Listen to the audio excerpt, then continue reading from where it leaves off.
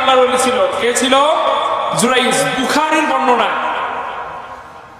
জুরাইজ এতটা আল্লাহর নৈকট্য লাভ করেছে, যখন যে বিষয়ে দোয়া করে সেই দোয়াই কবুল করেন তিনি কে? জুরাইজ এতটাই আল্লাহর মনোনীত, যাকে যে বিষয়ে ঝাড়ফুঁক করে দেয় সেই বিষয়টাই কবুল করে নেয় তিনি কে? যে অসুস্থতার জন্য শিফা নিতে আসে, বরকতের জন্য দোয়া নিতে আসে, বিপদে পড়ে জুরাইজের কাছে দোয়া নিতে আসে, তার বিপদ থেকে উদ্ধার করে দেন তিনি কে? এই জুরাইজ আল্লাহর এতটা ইবাদতগার, পরেশগার, মুত্তাকি বান্দা।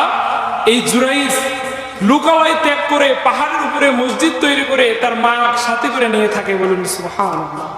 এই জুরাইজ আল্লাহর জিকির করত, ইবাদত করত, সব সময় আল্লাহর ইবাদতে মগ্ন থাকতো। একদিন জুরাইজ তাহাজ্জুদের সালাতে দাঁড়িয়েছে। কোন সালাতে দাঁড়িয়েছে? তাহাজ্জুদের সালাতে। তাহাজ্জুদ আপনারা পড়েন তো ইনশাআল্লাহ? এই তাহাজ্জুদের সালাতে যখন দাঁড়িয়েছে, এমন সময় জুরাইজের মা জুরাইজকে ডাক দিয়েছে। কে ডাক দিয়েছে? জুরাইজের মা। জুরাইজের মা ডাকে, ইয়া জুরাইজ, বাবা জুরাইজ, ও জুরাইজ। জুরাইজ বলে, হাই হাই, এটা কি হলো? আমিও সালাতে দাঁড়িয়ে গেলাম আর আমার মা আমাকে ডাকা শুরু করে দিল। জুরাইজ ভাবলো সালাতটা শেষ করেই মার উত্তর দেব, মার জবাব দেব, কিন্তু মা এই সময়টাই আর সহ্য করে নাই। মা ওই পরেশগার জুরাইজের বিরুদ্ধেই বদদোয়া করে ফেলেছে। কি করে ফেলেছে? বদদোয়া করে ফেলেছে। জুরাইজের মা বদদোয়া করেছে, আল্লাহ আমার ছেলে জুরাইজ আমার কথা শুনলো না, আমি ডাকলাম আমার জবাব দিল না। আল্লাহ গো, জুরাইজকে বিশ্বনারীর ফিতনায় না ফেলা পর্যন্ত জুরাইজকে মৃত্যু দিও না। মায়ের দোয়া কবুল হবে কি হবে না? সবার বিশ্বাস হয়? কার কার বিশ্বাস আছে? দু হাত তুলে দেখা। মার কাছে দোয়া নেওয়ার দরকার আছে না? এই পুরো কোরআন শরীফ পড়ে আমি মুসাফির যদি এক গ্লাস পানিতে ফু দেই, যত বাংলাদেশের আলেম আছে সব আলেম যদি ফু দেয়, আর আমাদের মা যদি আর এক গ্লাসে ফু দেয়, নিমিষের ভিতরে মায়ের দোয়া কবুল করে নেবে তিনি কে? সেটা সুদোয়াই হোক আর বদদোয়াই হোক, কবুল করবেন তিনি কে? আল্লাহ কবুল করে নিয়েছেন। জুরাইজ পরের দিন যেই তাহাজ্জুদের সালাতে দাঁড়িয়েছে, এমন সময় জুরাইজ দরজায় দেখে কে জানি ঠক ঠক করে আওয়াজ করছে। জুরাইজ দরজা খুলে দিলেন। খুলে দিয়েই দেখেন যেন হুর দাঁড়িয়ে আছে, সুন্দরী মহিলা দাঁড়িয়ে আছে, রুমের ভিতরে জোর করে প্রবেশ করেছে। এবার বলছে, জুরাইজ চলো আমরা প্রেম খেলায় মেতে উঠি, চলো আমরা মনের খায়েশ পূরণ করি, চলো আমরা জিনা ব্যভিচারে লিপ্ত হয়ে যাই।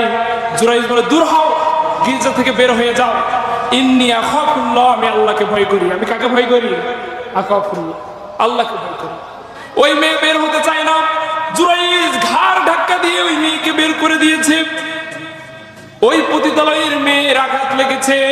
ওই মেয়ে প্রতিশোধ নেওয়ার জন্য পাহাড় থেকে নেমে এক রাখালের সাথে দৈনিক সম্পর্কে লিপ্ত হয়েছে, জিনা ব্যভিচার করেছে। এই জিনা ব্যভিচার করার কারণে তার পেটের ভিতরে সন্তান দিয়ে দিয়েছে তিনি কে? ওই সন্তান যখন পেটের ভিতরে এসেছে, এইবার ওই বেশ্যা মহিলা যখন 3 মাস 4 মাস চলে যায়, পেট যখন উঁচু হয়ে যায়, ওই বেশ্যা মহিলা সমাজের সব জায়গায় ছড়িয়ে দেয়, আমার পেটের ভিতরে যে বাচ্চা আছে এই বাচ্চার বাবা হলো জুরাইজ। আমার পেটের ভিতরে বাচ্চার বাবাকে জুরাইজ। কথাটা সত্য না মিথ্যা? মিথ্যা। কত পার্সেন্ট মিথ্যা? 100%। আমরা তো জানি, কিন্তু লোকালয়ের মানুষ কি জানে? জানে। এবার ওই বেশ্যা মহিলা সব জায়গায় ছড়িয়ে দিয়েছে জুরাইজ। ওই জুরাইজ আমাকে নষ্ট করেছে, ধর্ষণ করেছে, আমার সাথে প্রেম খেলায় লিপ্ত হয়েছে, আর ওই আনন্দের ফল আমার পেটের ভিতরে, জুরাইজের বাচ্চা আমার গর্ভে।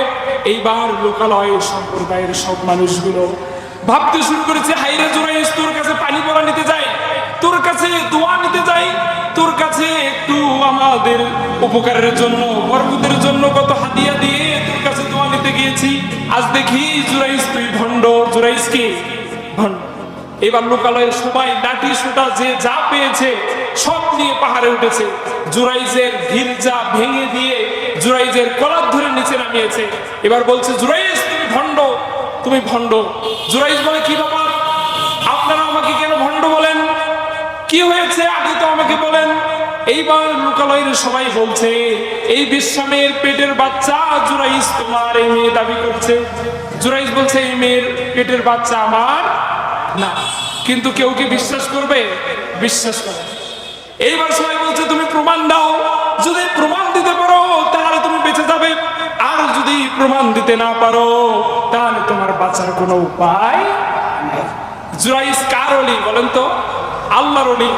এবার জুরাইজ বলছে আমাকে একটু সময় দেন, আমি 2 রাকাত সালাত আদায় করব।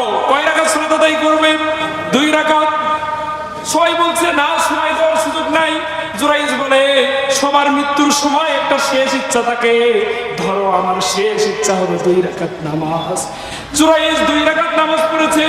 এরপর আল্লাহর কাছে হাত তুলে বলছে রব্বুল আলামিন, দুনিয়ার কেউ দেখে নাই, কেউ জানে না ওই বিশ্রামের সাথে আমি জিনা করি নাই, দুনিয়ার কেউ জানে না আল্লাহ, শুধু আপনি জানেন।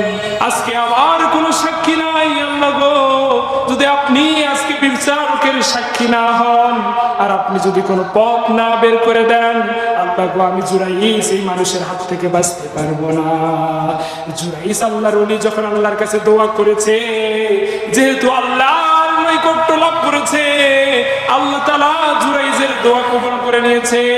আর জুরাইজকে শিখিয়ে দিয়েছে, জুরাইজ ওই মেয়ের পেটের বাচ্চা পেটের দিকে তাকিয়ে তুমি বলবা তোমার বাবাকে, পেটের ভিতর থেকে ওই বাচ্চার মুখ ফুটিয়ে দিবেন তিনি কে? ওই পেটের ভিতর থেকে বাচ্চা কথা বলতে পারবে? আপনাদের বিশ্বাস হয়? পারবে? কার কার বিশ্বাস হয় দুহাত তুলে দেখান তো। আল্লাহ সব পারে, ঠিক কিনা? এইরকম 3 জায়গায়, 2 জায়গায় পেটের ভিতর থেকে আর 1 জায়গায় কোল থেকেই ছোট্ট বাচ্চা বড় মানুষের মতো কথা বলেছিল, বলুন সুবহানাল্লাহ। তার ভিতরে 1 জায়গায় হলো যখন মারিয়াম আলাইহিস সালাম বিপদে পড়ে গেল, যখন কাউকে বুঝাতে পারছিল না যে শোনো শোনো আমাকে স্বামী ছাড়াই সন্তান দান করেছে কে? ঈসা আলাইহিস সালামের আম্মা। ঈসা আলাইহিস সালামের বাবা আছে? নাই। তাকে আল্লাহ 3টি মাধ্যমে দুনিয়াতে প্রতিনিধি পাঠান, মানুষ পাঠান। কয়টি প্রকারে? 3 প্রকারে। 1 নাম্বার পিতা আছে, বাবাও আছে, মাও আছে। 2 নাম্বার পদ্ধতি পিতাও নাই, বাবাও নাই, মাও নাই, যেমন আদম আলাইহিস সালাম। বাবা মা আছে? নাই। আর 3 নাম্বার হলো শুধু মা আছেন কিন্তু তার পিতা নাই, যেমন মারিয়াম আলাইহিস সালাম, ঠিক কিনা? মারিয়াম আলাইহিস সালাম যখন বুঝাতে পারছিল না সবাইকে যে শোনো শোনো আমাকে স্বামী ছাড়াই সন্তান দান করেছে আল্লাহ, যখন বুঝাতে পারছিল না তখন মারিয়াম আলাইহিস সালামের পেটের ভিতর থেকে ঈসা আলাইহিস সালাম বলে দিয়েছিল আমি হলাম আল্লাহর পয়গম্বর, আল্লাহ দুনিয়ায় প্রতিনিধিত্ব করার জন্য আমাকে পাঠিয়েছে, সুবহানাল্লাহ। আরেক জায়গায় যখন ইউসুফ আলাইহিস সালাম জুলাইখার ফাঁদে পড়েছিল, কার ফাঁদে পড়েছিল? জুলাইখার ফাঁদে। জুলাইখার এক দাসী ছিল, নাম ছিল কালিমামা। কি নাম ছিল? কালিমামা। এই কালিমাকে জুলাইখা বলল যে রাত 12টার পরে ইউসুফকে আমার পক্ষে নিয়ে আসবা। কোথায় নিয়ে আসবা? আমার পক্ষে। মেয়েদের চক্রান্ত, ভয়ঙ্কর চক্রান্ত। ঠিক কালিমামা জুলাইখার কথা মতো ইউসুফ আলাইহিস সালামের কাছে রাত 12টার দিকে পৌঁছে গিয়েছে। এবার বলছে ইউসুফ চলো চলো তোমাকে জুলাইখাটাকে। ইউসুফ আলাইহিস সালাম বলেন সকালে যাব, এখন যেতে পারবো না, রাত বাজে 12টা, এই সময় কি প্রয়োজন? যা কথা আছে সকালে হবে। কালিমামা বলে না না এখনই প্রয়োজন, জলদি চলো, নয়তো তোমার কাছে প্রহরী আসবে, তোমাকে শাস্তি দেওয়া হবে, শুলে চড়ানো হবে, তোমাকে বিচার করানো হবে। এইরকম যুগ ছিল কি ছিল না? এবার ইউসুফ আলাইহিস সালাম সুবিধার না মনে করে কালিমামার কথা শুনে জুলাইখার কক্ষে যাওয়ার অনুমতি দিয়েছে। ইউসুফ আলাইহিস সালাম যখন কালিমামার সাথে জুলাইখার কক্ষে প্রবেশ করতেছিল, ইউসুফ আলাইহিস সালাম তাকিয়ে দেখে এক একটা কক্ষ পার হচ্ছে আর কালিমামা এক একটা দরজায় তালা লাগাচ্ছে। এই কথা বলেন ঠিক কিনা? সূরা ইউসুফ খুলবেন, অনুবাদ দেখবেন, সেখানে আল্লাহ বলছেন যে 7টি দরজা ছিল যেখানে এক একটি দরজায় বিশাল বিশাল তালা লাগানো হচ্ছিল, ঠিক কিনা? কালিমামার সাথে যখন ইউসুফ আলাইহিস সালাম কক্ষের ভিতরে প্রবেশ করেছে, এবার কালিমা মা গোপন দরজা দিয়ে ইউসুফ আলাইহিস সালামকে দেখে ওখান থেকে পালিয়ে গিয়েছে। এখন ওই কক্ষে কয়জন? দুইজন। এক আল্লাহর নবী ইউসুফ আর জুলাইখা, এই দুইজন ছাড়া আর কেউ ওই কক্ষে নাই। আরেকজন আছে, যদি আমি বলি আপনারা বলবেন ঠিক, আরেকজন হলো শয়তান। শয়তান আছে না নাই? আছে। যেখানে নারী আর পুরুষ এক জায়গায়, ওখানে তৃতীয় জনের নাম কি? শয়তান। মনের ভিতরে খুঁতখুঁতানি আছে না নাই? আছে।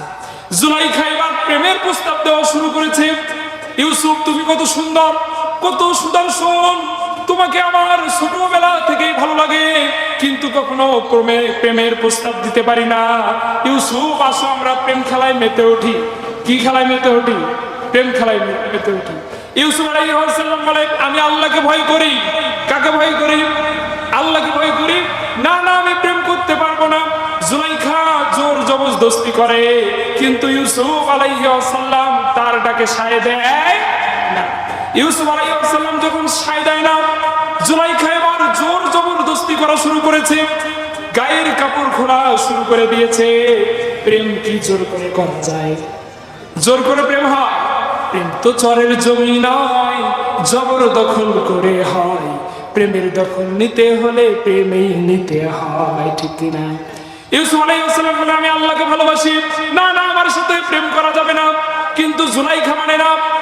জুলাইখা শরীরের কাপড় খোলা শুরু করেছে। ইউসুফ আলাইহিস সালাম চক্ষু বন্ধ করেছে, আল্লাহর কাছে সাহায্যের জন্য আবদার করছে। এবার আল্লাহ বলছেন, ইউসুফ, জিবরাইল আলাইহিস সালামের মাধ্যমে বললেন, ইউসুফ তুমি দরজার দিকে দৌড়াও। কোন দিকে দৌড়াও? দরজার দিকে দৌড়াও। ইউসুফ আলাইহিস সালাম এবার দরজার দিকে দৌড়ানো শুরু করেছে। টাস টাস করে প্রথম দরজার গেট খুলে গিয়েছে। দৌড়াতে দৌড়াতে যখন শেষ দরজার সামনে গিয়েছে, এমন সময় ওই দরজাটা আর খোলে না। ওই দরজাটা আর খোলে না। এইবার জুলাইখা হিংস্র প্রাণীর মতো, হিংস্র বাঘের মতো ইউসুফ আলাইহিস সালামের উপরে থাবা মেরেছে। সাথে সাথেই ইউসুফ আলাইহিস সালামের জামা ছিঁড়ে গিয়েছে। কি ছিঁড়ে গিয়েছে? জামা ছিঁড়ে গিয়েছে। আর দরজাটাও সাথে সাথে খুলে গিয়েছে। দরজাও খোলা শেষ। সামনে তাকিয়ে দেখে আজিজে মিশর দাঁড়িয়ে আছে। কে দাঁড়িয়ে আছে? আজিজে মিশর। এবার আজিজে মিশর বলছেন, আজিজে মিশর বলছেন, কি ব্যাপার, তোমরা রাত 12টার দিকে রুমের ভিতরে? আলহামদুলিল্লাহ, আমরা পিতামাতার খেদমত নিয়ে সুন্দর আলোচনা শুনলাম। আরো অনেক কথাই ছিল যা বলতে পারলাম না। আমরা পরবর্তী সময় অন্য কোনো মাহফিলে আমাকে ডাকলে ইনশাআল্লাহ সেখানে আমি সুন্দরভাবে অন্য কোনো বিষয় নিয়ে কথা বলবো। আমাকে পেতে হলে আমার ফুফা আছেন এখানে, জনাব জহুরুল ইসলাম খাজা, ওনার সাথে যোগাযোগ করলেই পাবেন। এবং এখানে আপনাদের গ্রামের রফিকুল ইসলাম, ওনার সাথে যোগাযোগ করলেও পাবেন। এবং আমাকে ইউটিউব, ফেসবুক, যে কোনো প্ল্যাটফর্মে নাসিরুদ্দিন জিন্না লিখে সার্চ দিলেই আমার বিভিন্ন ওয়াজ আপনারা পেয়ে যাবেন ইনশাআল্লাহ। আশা করছি সবাই বিভিন্ন বিষয়ে আলোচনা শুনবেন। আল্লাহ যা শোনালেন বুঝালেন সেই অনুযায়ী আমল করার তৌফিক দান করুন। আল্লাহুম্মা আমিন। সুবহানাকাল্লাহুম্মা বিহামদিকা আশহাদু আল্লা ইলাহা ইল্লা আনতা আস্তাগফিরুকা ওয়া আতুবু ইলাইক।